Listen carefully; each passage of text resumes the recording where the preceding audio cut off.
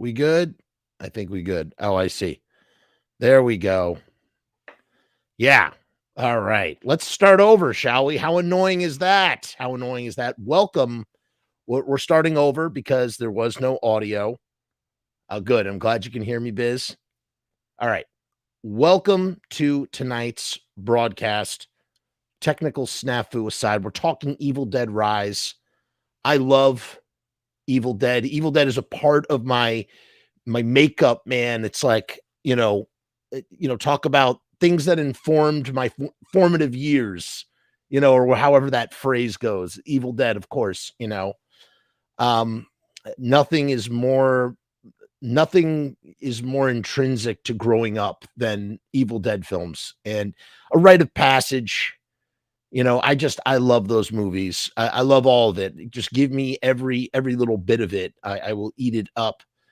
This new one is directed by a guy named Lee Cronin. He's an Irish filmmaker. He only made one other movie called A Hole in the Ground, which I have not seen. Maybe I will check that out for what's it called? 31 Days of Halloween this year.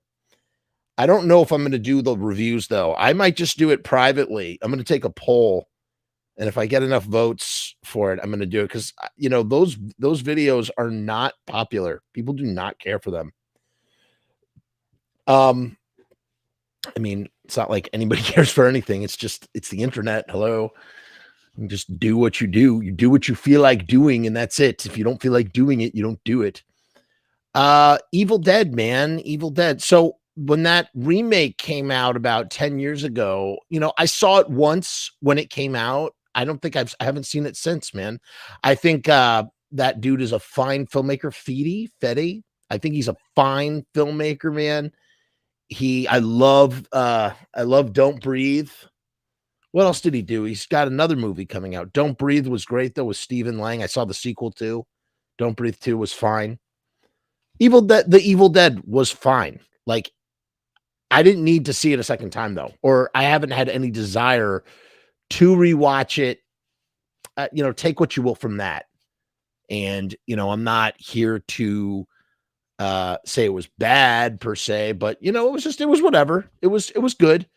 I think now I have to rewatch it after rewatching Evil Dead Rise. So now I kind of want to revisit it because I'm curious. And of course, those first three are just, that's religion. That's religion right there. And of course, I love the series Ash vs. the Evil Dead. We were so lucky. 2015, we got 3 seasons of Evil Dead with friggin' Bruce Campbell returning 30 years after the fact. What more could you ask for than that? Who on earth thought in the year 2015 we were going to get a new Mad Max movie, we were going to get a new Star Wars movie, and we were going to get a new Evil Dead movie, TV show? It's a shame, man. The thing that I love about Evil Dead, and maybe also kind of am annoyed by Evil Dead all at the same time, is that it's it's kind of amorphous. There's no rules really to Evil Dead. There's a book. It brings demons through another dimension. They possess people. They're crazy. Anything can happen. I guess maybe that's why it's great. Anything can happen in the Evil Dead. And we've seen that throughout the entire series. So, for this guy, Lee, who's written and directed this film, he's kind of like got he's in a precarious situation because on one hand, he can really go anywhere with it. And on the other hand, he kind of there's certain things that he has to abide by in order to, keep the series feeling like it's an Evil Dead movie. And I think that was a big problem that was prevalent with the Evil Dead, that remake or whatever. First of all, I don't think, does Evil Dead need a remake? No, it does not. The original Evil Dead is fine as it is. You can sequelize the Evil Dead. You could do endless sequels with the Evil Dead, but you do not need to remake that movie. It is an unremakeable movie. You know what I mean? And as we can see, yes, people do love that remake, but at the end of the day, as I just said, I've seen it once. I have not had any desire to revisit it. It just was like, okay, great. It's very violent. It was very violent. Let's say hello to everybody. We got Kevin is here. Hi, Kevin. Kevin 45. Gummo Dude is here. Biz is here. Ema D, good evening. And Emi, good evening. Welcome to tonight's show as we're talking about Evil Dead Rise. Well, we're talking about Evil Dead, and then we'll go into Evil Dead Rise in a minute. So, yeah, like it's just this weird thing. You can kind of go anywhere with it, and but at the same time, part of the problem is that there's certain things that make Evil Dead intrinsically Evil Dead, with the main one being Bruce Campbell as Ash Williams. It's weird. The Evil Dead series is weird in that, much like kind of, I don't know, I guess zombies don't really, you can't really put zombies in the same category. But how about this? How about Ghostface? How about the Scream? We talk about Scream on here from time to time. Sidney Prescott, Nev Campbell, she anchored all the Scream films, man. It was like she was the main attraction. It wasn't Freddy or Jason or the Leprechaun or Chucky. You know what I mean? And it's the same thing with Ash Williams. The Deadites are just the Deadites. We come back. We love the series because we love Ash Williams. When you remove Ash Williams, it's like making a Nightmare Before Elm Street without Freddy Krueger, or making a Halloween film without Michael Myers, although the latter of which I think I'm quite okay with and have actually been clamoring for some time. So how about this? Instead of using Halloween as an example, it would be like having a Child's Play without Chucky. It would be like having, Jaws without Bruce the shark. So, and in this film, synonymous with the Evil Dead is the other Bruce Campbell, man. So it's kind of like, how do you do it? The Evil Dead remake did an okay job, because they kind of they didn't have Bruce Campbell in it, but you had a Ash-like character. And in this movie, they had, this is where I really tip my hat to Lee, the director. You had even less of an Ash character. Ash character really was not even there at all. They didn't try and supplant it, because that's the thing. That's the big downfall when you're using when you have like a property that has something that's like beloved and iconic to it. You can go one of two ways. You can either try to replace it, a la James Bond. Every couple of years they replace James Bond. You can't have 007 movie without James Bond in it. Or what they do is they go in the opposite direction, and they try to do the thing without the thing that makes the thing the thing. Does that make any sense? They try to do the thing without the thing that makes the thing the thing. And you're going to either, sink or swim with that. And I will say, in the case of Evil Dead Rise, it was overall, it was a doggy paddle float with moments of great fun and entertainment. And overall, I really had a great time. I enjoyed it. I think everybody should see Evil Dead Rise. I just want to put that out there. But we'll get into the nitty gritty. I have a lot of nitty gritty, little nitpicks and things, as one does when you're just, some nerdy, jerk talking on the internet out of the side of your neck, talking instead of doing, right? But the point being is that it's really, really, really hard. How are you going to make an Evil Dead movie without Ash? And Lee did it. And I tipped my hat to him. He did. He managed it. And it's not quite true, because as it turns out, Ash is in the movie. Bruce Campbell is one of the voices on one of the records. We're going to get to that. He's one of the voices on the records. And, Lee has said in an interview, the director, he said that in my mind, or in his mind or whatever, that's Ash trapped in time. You know what I mean? That's like Ash speaking. It's not just, so Ash is present. This is running parallel. And the way that they kind of set it up, and this, I guess this works for me. So in Army of Darkness, for those of you who remember, when he goes to the cemetery, when Ash goes to the cemetery, there's 3 books, 3 Necronomicon Ex Mortises. sitting on some slabs, and he had the whole thing. You see his face stretch out and yada, yada, yada, XYZ, 1, 2, 3. So he explained to Sam Raimi, he said, the first book is your book from your Evil Dead series, 1 through 3. The second book is from the remake, and I have the third book. And so I don't know why that works, but it just does. Does it really make sense? Not necessarily, but does it work? Yeah, man. Okay, I'm down. Fine. So it's like, it's kind of like this amorphous, in the same way that George Miller has basically said that none of the Mad Max films are really chronologically connected. They're all just sort of retellings of a similar kind of myth. I think that this kind of falls into that sort of, like, they're just three different sort of places in time that where the book has fallen, although they don't call it the Necronomicon in this movie, which is fine with me. I'm okay with that. That's okay for me. In terms of like what happens in like the actual sort of narrative, basically we open in like the wilderness in the woods, and so you think, oh, things are starting at the cabin once again, but in the trailer things take place in an apartment in the city, which was a real interesting sort of like twist.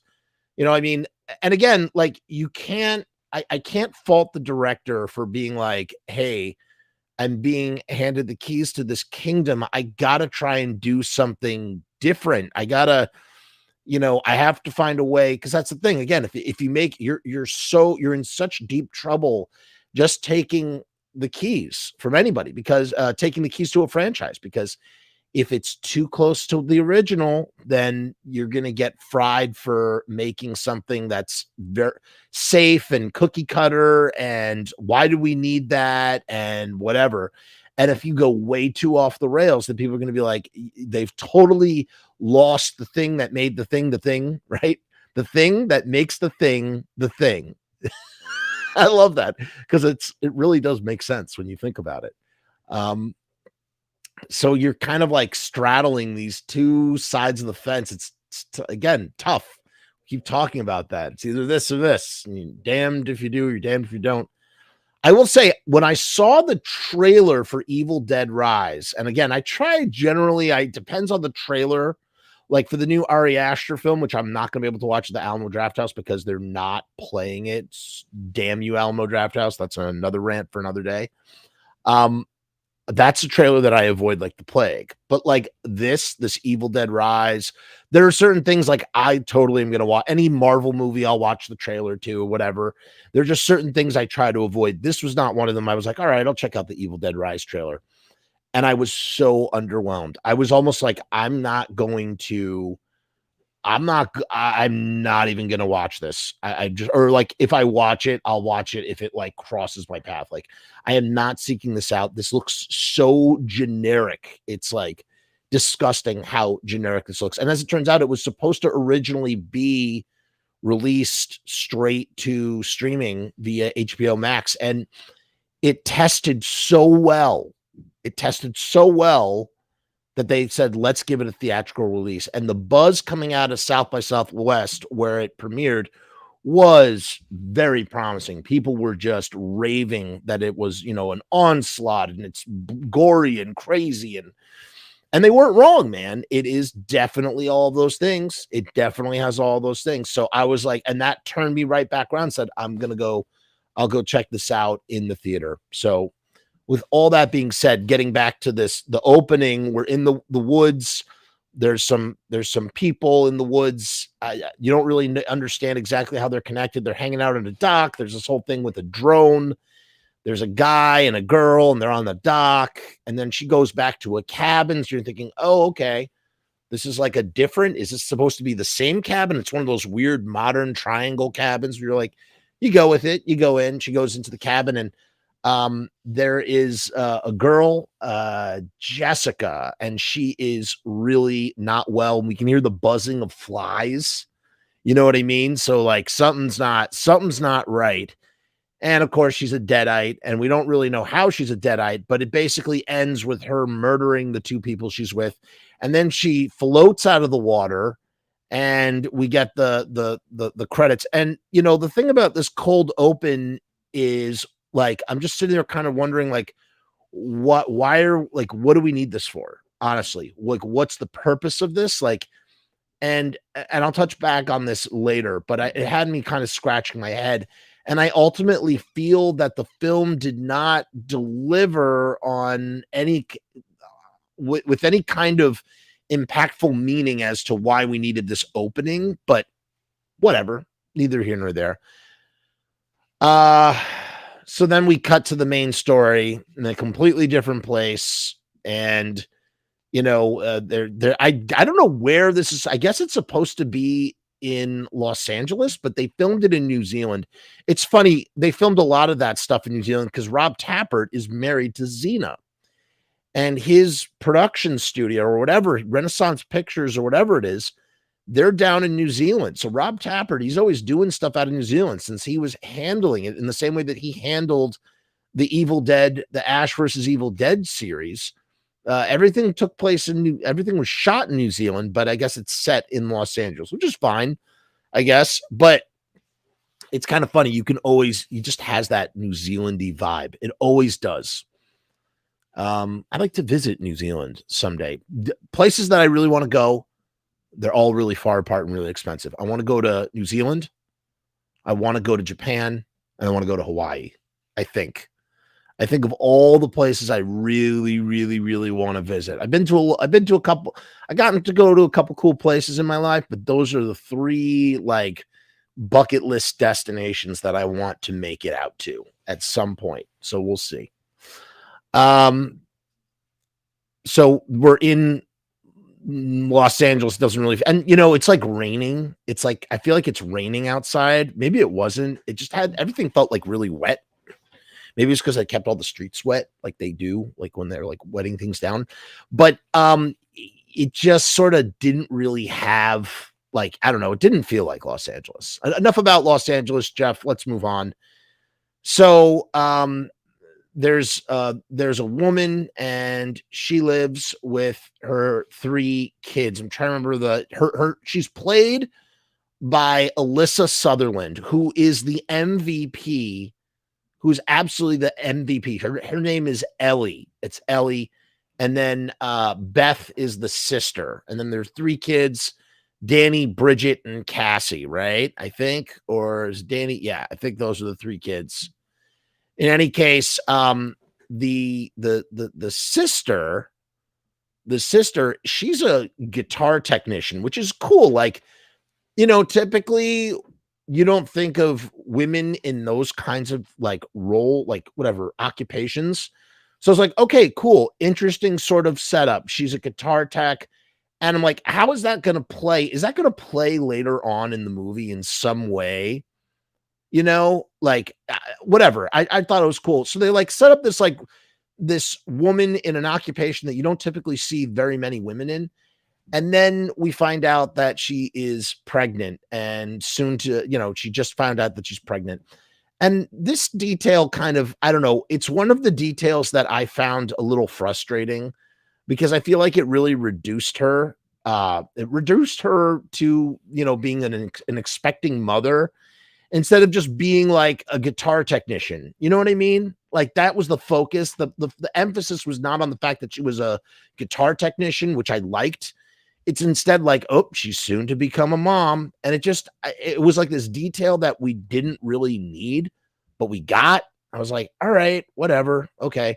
So she goes to visit her sister, Ellie, who was, again, played by MVP, all-star Alyssa Sutherland. She just crushed it in this role, she becomes the Deadite that you see in the trailer. And so she's a recently single mom. She's got these teenagers. There's, Danny and Bridget are the teens, and then there's a younger daughter, and her name is Cassie. And we get the Bridget, the older sister. She's like into protesting. Danny, he's a DJ, and Cassie, she's just a little girl. And they seem like a tight knit community, and they live in this apartment. And at some point, there is they go out to get pizza. And by the way, the name of the on the box of the pizza is Henrietta's, and this is the first of many sort of little Easter eggs that we get, and it's really cool, man. Like that was probably, you could tell that Lee is a big fan. You could tell he's a big fan of the Evil Dead, to when he with these details. He's like, I'm gonna do my original story, but I just want you to know how much I love the original. We're gonna put these little details in. I feel like, who else was very very conscious of that was James Gunn when he was doing the Dawn of the Dead remake, when he was writing it. Like, you had that store called Galen's, which is of course, she played Francine.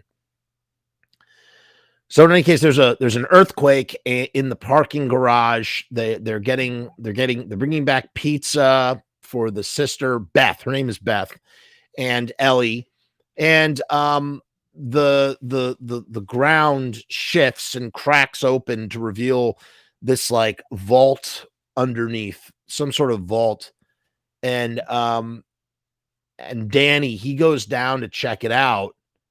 It's like just a weird sort of chamber, and it's scary. And Henrietta's pizza spills out. Somebody's in my fruit cellar.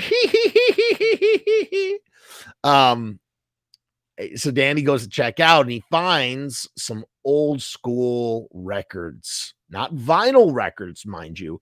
These are even older. Have you ever been to like a thrift store or a flea market, and you find those? I don't know if they're made out of I think they're made out of glass. Have you ever seen glass not vinyl, they're not vinyl, glass records that you see a lot of? They used to put operas on them. You see a lot of opera records, that sort of thing. What's up, Alberto? What's up, Jody Ramone? So he takes the 3 records, and you know what's on those records. If you are a fan of the Evil Dead, it's going to be just like the recording in the cabin. They just sort of updated it. That works. They made him a DJ. When you go to see movies, you have to reverse engineer everything. You see somebody as a guitar tech, you see somebody as a DJ. How is that going to inform the rest of the movie? At least that's how I think sometimes. And maybe it's because I'm always striving to write stories myself and think about those sorts of things. So of course, once you see the records, it all 2 + 2 = 4. He's gonna play those on his DJ equipment, and of course he does. And these records, they're from 1923, so they're 100 years old, these recordings. It's so weird to think that 1923 is 100 years ago. That is like terrifying to me. And there's a strange. He also finds the book, the Necronomicon. It's wrapped in a shroud, and there's like these moths inside. He takes the book up to his room, and of course, and it's not called the Necronomicon. They call it something else. I forget the name, but they call it something else.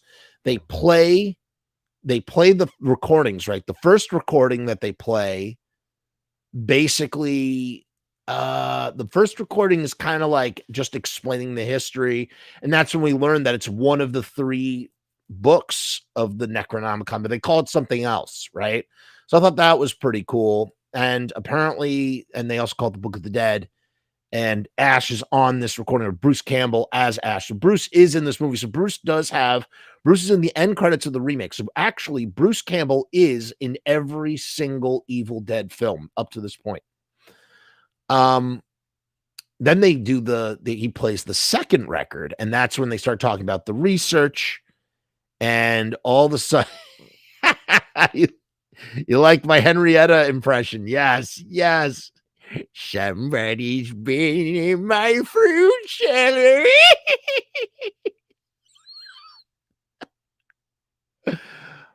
Biz says she's never seen any of the glass records. Yeah, they're there, man. They're rad. They're really cool looking. They're very fragile. Alberto says, awesome review. So glad to see that you're all here. Best wishes. And Ema D says, I really want to go to Japan. Also, I've been to Hawaii. It's so beautiful. But yeah, Hawaii just seems like the best. In any case, they play the second recording record, and it's going to be the incantation. Of course it is. And the evil rushes through. And again, remember, there's been an earthquake, so things are not quite working so well, and Ellie, she's doing laundry or something. She gets hit in the face. And then we get another nod to the Evil Dead, right? We get another nod, and it's like the cords wrap around her, like the I guess the elevator cables. And it's kind of like, the infamous tree. I'm not even going to say the word, but you know what word I'm talking about. The tree essay, I guess, is how you would put it. When the tree does its thing to Ash's sister in the woods. And we get a similar scene without the essay, I guess. And she falls down hard on the floor of the elevator, and they find her. Beth finds her. The kids find her. They bring her back. They bring her back into the house, and she dies. She dies right there. And that's when we start to see the flies and stuff. And of course, from there, things get, she is obviously possessed. And here's where, again, they picked a woman who first of all, she's breathtakingly beautiful. She's a beautiful woman. That's neither here nor there. She somehow, her features, first of all, she has these piercing eyes. She has these very high cheekbones, and all of that gets accentuated by the makeup. So what you're doing is you're taking someone who is very breathtakingly beautiful, and you are sort of using this makeup to enhance them, where you're both like attracted and repulsed all at the same time. Like I'm watching it, I'm going like, she's so pretty, but she's also so scary. It's like the perfect blend of beauty and scariness all at the same time. And we get some antics. She gets in the bathtub, and we saw the whole thing with the bathtub, and she jumps up and she's crawling around on the ceiling. And, and there's also neighbors in the building as well. Aaron agrees that it's a great movie. Ema agrees that it's reminiscent of the tree scene. Yeah, I've never read Dead World, Alberto. I got to check that out. I've heard of it. It's been recommended to me. You have these straggler neighbors, like these weird, quirky neighbor characters. They're sort of introduced and established. I will say this. I kind of wish that they were better. They had better establishing sort of stories. I felt like they were criminally underused. And I want to believe it could be that Lee, the director, the visionary here, wanted to keep the focus on the family and the theme, the symbolic theme of what's going on with the family. And I'll get to what I think that is. That's my own take. I'll get to that in a second. But basically, we get all these sort of side characters, and Ellie, she's running around. They're trapped up there, by the way, because the staircase has collapsed. The Evil Dead have caused the staircase to further collapse. They can't get down, or the only way to get down is through the elevator, and the elevator is all messed up, something like that. So they're trapped up there, and then she just goes on. She just starts attacking. She's just attacking everybody. She's going, and it's really scary because it's like what really sort of elevates the terror is the fact that she's the mother of her three victims, or targets, whatever. She's the mother. So there's like a conflict there, in that, the funny thing about what's her face in Cheryl in the original Evil Dead, she's Ash's sister, but it's so like in the back seat of the story. Like you don't even realize that she's Ash's sister until, I don't know, it just doesn't really like register in the same way. It doesn't feel like there are any stakes the way that they are right now. Whereas like you have these three young kids that you want, these two teenagers and this one child that you want to sort of survive. And that, the mother is hopelessly gone because she's been possessed as a deadite. There's probably no coming back for Ellie at this point. So Beth, the sister, she's gotta basically become the surrogate mom. She basically falls into, she's not so much, she doesn't really become an Ash. She's more of like a Ripley in a way. And, eventually the older two siblings, they get possessed as well. And they become victims and they get possessed. And then it really turns into, Cassie, the youngest daughter, she's the only survivor, and her aunt. And it's like part of it is like I'm a surrogate mother to this child that's my niece. And part of it is, I'm preparing myself for motherhood by protecting this young child. And part of it is, sort of this whole idea, and this is really where I see the theme of the movie. The core of this movie is about toxic family structures. That's what it's about. The Necronomicon possessing family members and turning them into deadites is, the equivalent of like, just, what do you do when you are tethered to toxic family? And in this case, literally trapped with them. And the reality is that Beth and Cassie, they are not going to be able to grow. That's one way to put it. You could just say live. They're not going to be able to grow. They're not going to be able to move on from this until they literally dispatch their loved ones. So it's interesting. They literally have to dismember. She has to dismember her family members in order for her to start her own family as a mother. So I guess that kind of works, but I ultimately, again, I didn't need her to be a mom in this. I just didn't need it. It was just an unnecessary element. And here's the thing, I have a feeling this movie was just cut to ribbons. What do I mean when I say that? I mean, it's a heavily edited film. I just have a feeling. I feel like they trimmed it in a way where it still really works. It's really good. It's like it works and whatnot, but we're missing a lot of story. Or there's more story there. I just have a feeling. And they trimmed it all back to and just to emphasize maybe all the action. And so here you have this weird sort of pacing through the movie where it does feel like an onslaught, but it also feels like we pass over things too quickly. Like, for instance, those characters that are in the hallway, like, and that's where one of the double barrel shotgun comes from. Of course, again, everything is a nod to the series. So we got the double barrel shotgun, like little things like that. There's a scene where Ellie, she rips out a dude's eyeball and spits it out, and that's obviously Evil Dead 2. And then all of them rise. They literally all rise, and they all start saying "Dead by Dawn." Dead by Dawn. It was a really cool moment, actually. One of the best moments. There's this whole thing with the cat in the crawl space, and it kind of doesn't really go anywhere. I kind of thought there was going to be some more suspense. That's how Ellie gets back into the house, actually, I think. She crawls up to I guess that's where we're supposed to establish that we can get back up there. That was okay. Again, I was talking about how much I like it, and now I'm just sitting here picking it apart. That's generally how I review things. It's like I have to think about all the things that bothered me. I can't just, celebrate it for why it was great. I mean, I don't know. I feel like I really need to watch it a second time. I need to take it in one more time, I think, too.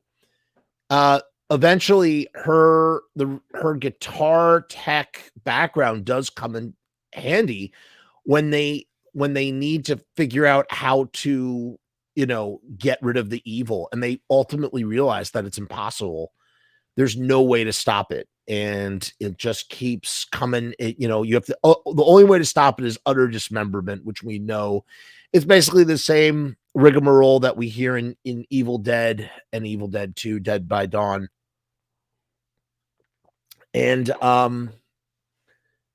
but the way, the power goes out, so she has to use her guitar technician abilities to stitch together some batteries so they can even just play back the recording. Now, here's what really bothered me. Here's what really, really bothered me. So you're telling me she's a guitar tech and you're showing us the scene where she's super handy with stuff. you're giving us these little Easter eggs and nods, and maybe you don't want her to become Ash, and that's why you don't do it. But why is there no scene where she rigs something together to become, to prepare herself to fight the evil? And that's like the thing that I love most about Evil Dead in general, and really, I guess, Evil Dead 2. I don't know if anybody has ever, like, if you guys feel this way as I do, where it's like you put yourself in the shoes of Ash and you think, like, my God, it's like I'm living in a nightmare, and like, how do I get out of here in one piece? And then, much like in Nightmare Before Elm Street 3, where we get the Dream Warriors, right? So it's like they fight back. And that's what I kind of love about Evil Dead, and particularly Evil Dead 2. It's like where the final the final guy, the final girl, whatever, they stop being so helpless. They stop running, and they turn their nightmare into this opportunity for empowerment by, creating, in the case of Ash, he sticks a chainsaw on his hand, and he, rigs the shotgun on his back, and he's like, let's go carve ourselves a witch. You know what I mean? It's kind of like taking hold of the nightmare and controlling the narrative. And it's something that's sort of like in the DNA of all of the Evil Dead movies, where you're like I said, you're just in a nightmare scenario, and you stop running and you turn around and you face your fear. That's what it is. You're facing your fear. And I guess we definitely get that for sure. She does fit, Beth, the aunt, she does face her fear ultimately, but I just feel like there were just these moments where we could have, it could have been pushed further, and it wasn't. In the same way that, again, those characters they're dispatched so quickly. Like, you would think, in Evil Dead 2, oh, there I go, comparing Evil Dead 2 to this new Evil Dead Rise, which, by the way, why does every movie got to have Rise of Skywalker, Rise of the Pink Ladies, Rise of the Planet of the Apes? Sometimes it's Rise. Everything's Rise or Returns, or, it's just funny to me. Like, why Rise? Rise of the Minions. Like, what? Why is that? Why is that even necessary? Why is that necessary? So yeah. I also want to just take a moment to tell you about Riot stickers. Do you need stickers in your life? Of course you do. Riot stickers are the bomb, and we have a special deal with Riot stickers. You can get 1,000 stickers for $79. That's 7 cents per sticker. It's got vinyl on one side. Sorry, it's printed on vinyl. It's got a UV coating. You can't go wrong with riotstickers.com. We're running a special offer. We're running the special. Can't talk today. We're running the special offer only on this website. That's directly in the description of this video. Link is down below. It's riotstickers.com/Frumess. That's FRUMESS. You can get 3-inch by 3-inch stickers, $79. That's 7 cents a sticker. You can't go wrong. Riotstickers.com. Let's play the song, and then we're going to keep talking about the Evil Dead.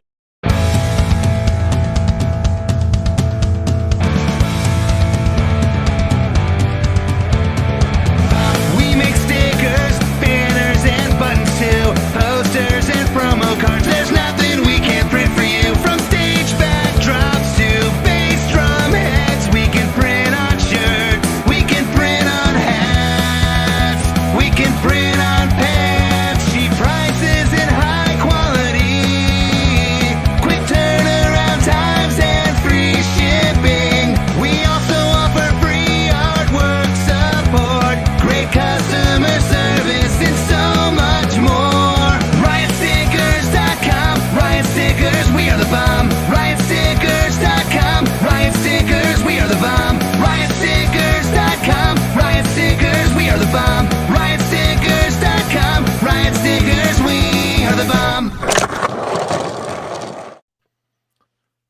Yeah. So as I was saying, as I was saying, what about Evil Dead Reign? I don't know what that is. What is Evil Dead Reign? Is that a video game? If it's a video game, I don't follow those. So I don't know. Not familiar. Or a comic book, maybe. Is it one of the comic books? Those comic books are really, really fun. Of course, I read Marvel Zombies as well with Ash, the crossover. Those are really fun too, but yeah, I don't know. Um, they're complicated, they're convoluted. So in any case, they listen to the third record to try and figure out how they can get rid of the Deadites, and they realize that they can't because everybody got possessed, and the only way is to just destroy the host. So essentially, you have to destroy your family, and your family is now toxic. And and so Ellie, she's taken out all these other people that live in the complex in nasty ways. It's very quick. It's too little too quick. She's infected her daughter and her son, and now it's just Cassie and Beth. And they make a run for the elevator eventually with the shotgun, and she blows off Ellie's hand and foot, and they all do this thing that we've not yet seen in any Evil Dead movie. But again, this is what I'm saying. This is why Evil Dead is so great. There's no rules. So all the Deadites, they all like gather around Ellie, and they all sort of like pull themselves into her to make one giant Deadite, it's kind of like The Thing. You know what I mean? And it's really, really cool. It's really, really scary. They like her whole family literally gangs up on her, but like coming together in that kind of way. I don't know. Um, they make a run for it. They make a run for it in the elevator, and now they fall. The elevator, you know what happens? The elevator fills with blood. And, again, that's just so invocative of Evil Dead, especially, it happens a bunch, right? Like think about the geysers in Army of Darkness, and the blood that shoots out of the wall in Evil Dead 2 before the room starts laughing. And we get this cool like homage to The Shining, where the elevator opens, all this blood spills out. There's a lot of blood. They make it back down into the basement, and that's where Beth gets a hold of a chainsaw. There's also like a wood chipper down there, of course. I think we see the wood chipper early on. The wood chipper is going to get used. And of course it does. And we get some chainsaw action. And it's like just so messed up. Like this little girl, Cassie, is getting there's a rain of blood. There's a rain of blood coming down her, and it's her mother and her sister and her brother. It's just so brutal, man. It's so brutal. And they make it off. They they escape. Beth and Ellie escape. They're in like a station wagon that's kind of indicative of the classic.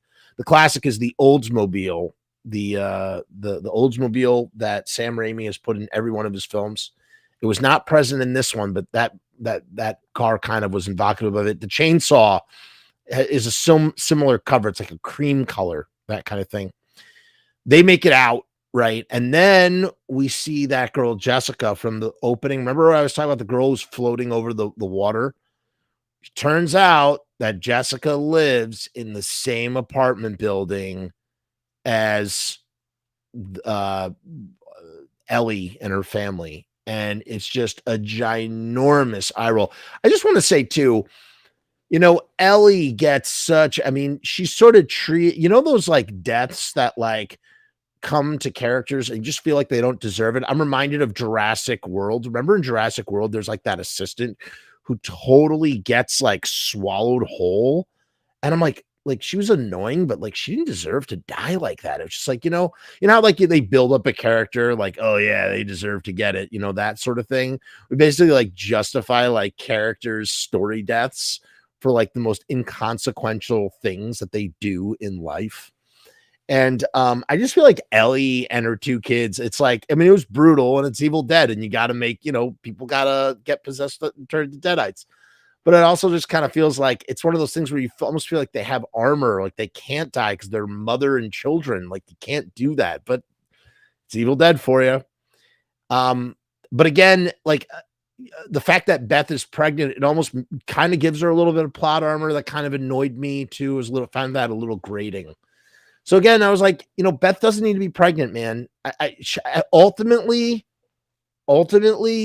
it reduces her to just being a mother as opposed to being more than a mother. And not to say, hold on, let me clarify that statement for all the mothers out there. That doesn't mean that to be a mother is to be everything. What I just mean is that it just, that being her sole defining trait, I felt like it was taking away from the fact that she was a guitar tech. And that kind of bothered me, as I said. So, it was just an unnecessary detail that we didn't need to see. And maybe because that stuff kind of gets cliched a little bit. You know what I mean?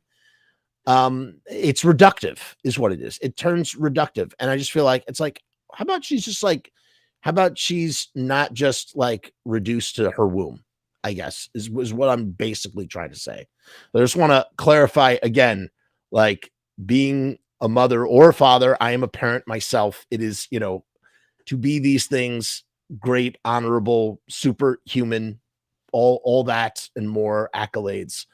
I don't want to take away from that by saying that. It's just that, like, I feel like, you know what it is? It's like, it's a writing trope is what it is. It's like, I feel like it's like a storytelling mechanism that's overused and it's just really tired. It's a tired thing. Like, we just didn't need to see it. So I don't know. That's just me.